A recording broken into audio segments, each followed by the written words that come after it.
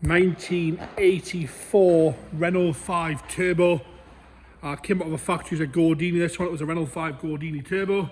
And as you can see, someone spent an absolute fortune on this, turning it into this wide-bodied car. Have a look at that there. So much 80s coolness going on in this one. Vendor informs us it's recently had a recon turbo. Been off the road for some years, wants a little bit of love in places, but look how cool that is with that wide body and those lovely wheels.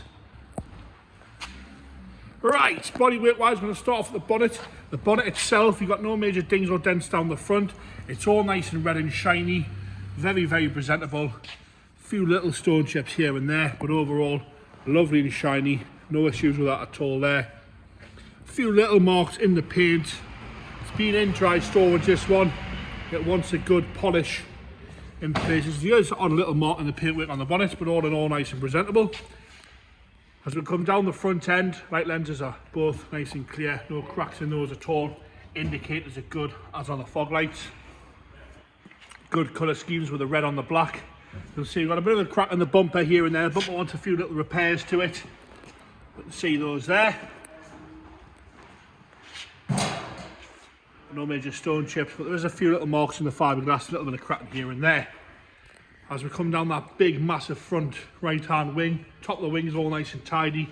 As you come down that big arch, no cracking, no crazing, a few little marks in the paint, but no crazing in the fiberglass itself. A little bit of a crack down here on the right hand side, see that there. Across that lower sill section moulding, all nice and presentable.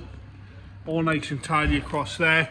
As we go down the driver's door, wants a polish in places, but all in all, no corrosion coming through there. A little bit of marking around the lock.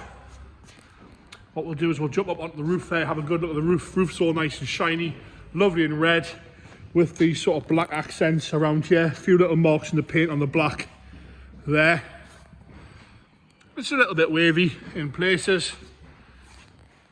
As you come down that massive rear arch, see the grills are all okay. A little bit of cracking here above the arch. As you come down, how wide that is there from the back. So cool. All nice and tidy across around the arches. Yeah, a few little chips there in the fiberglass and in the paint. And the odd little crack here and there once the dressing. But overall nice and presentable as it is. Those lovely big sort of split rim style wheels there. Staggered fitment as well. You can see how deep the dish is on the back compared to the front. Like I say, someone spent an absolute fortune on this at some point in its life. As you come across the rear boot lid, is all alright. There's a few little bubbles and marks in the paint, but all in all, take a step back, it's nice and presentable. A big rear window with a turbo sticker on, making a good statement there. Hell of a stance on it, this one. Lower half of the bumper corners, no scuffs or scrapes on the bumper corners. They're nice and clean. A few little stone chips, a little mark lower half, but no major cracking or crazing on the rear bumper. As we come around the left hand side again, all okay around the vent hose, all alright. A little bit of a mark there, but no major cracking or crazing on this side here. All nice and straight.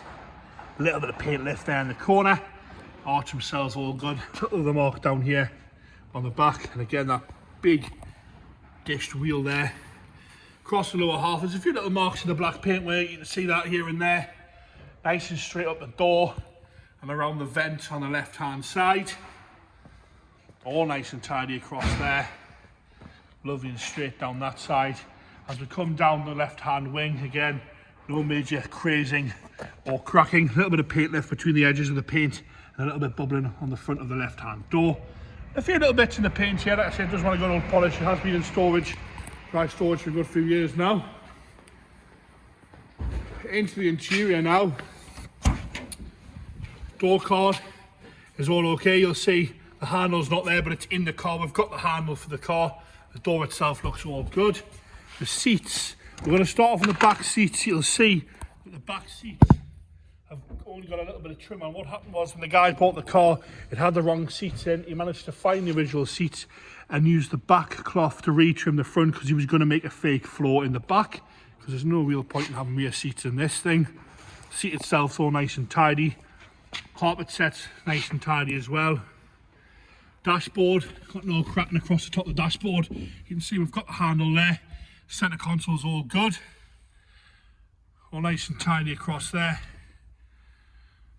No problems with that, no cracks in the dials there. Dials are nice and easy to read. You can see it's showing 70,407 miles there. All nice and clean there. Like I say, dashboard is all good. Headlining is lovely and clean as well.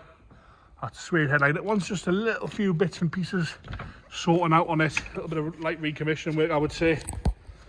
As we go into the boot now, nice and light.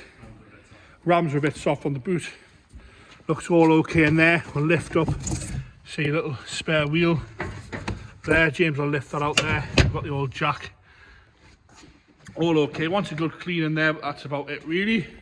Left hand side again, door card's all good, nice and tidy. A little bit of fade in the plastic, but not a lot really to whinge about there. And it just wants a little bit of couple of hours work and little silly things like that. The seat itself again, no rips or tears in the seat. Like I say, they've been reupholstered with original rear seat cloth. And again, the headliner from that side, that lovely suede Alcantara headliner. It's really nice and tidy. Into the engine bay now. It wants some attention because we can't get the bonnet, doesn't lock down. I think it's missing the mech there. Like I say, it's been informed it's had a Recon turbo on it, or a new turbo, so I'm not too sure which one it was, but I wasn't told. I was shown the old turbo.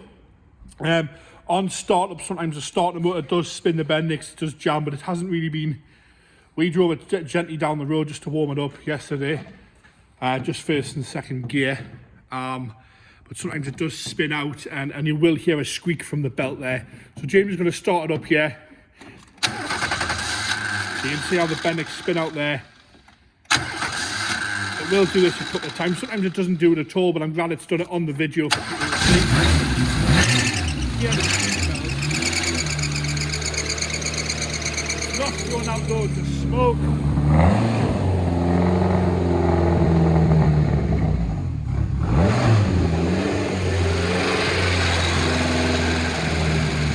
There you have it.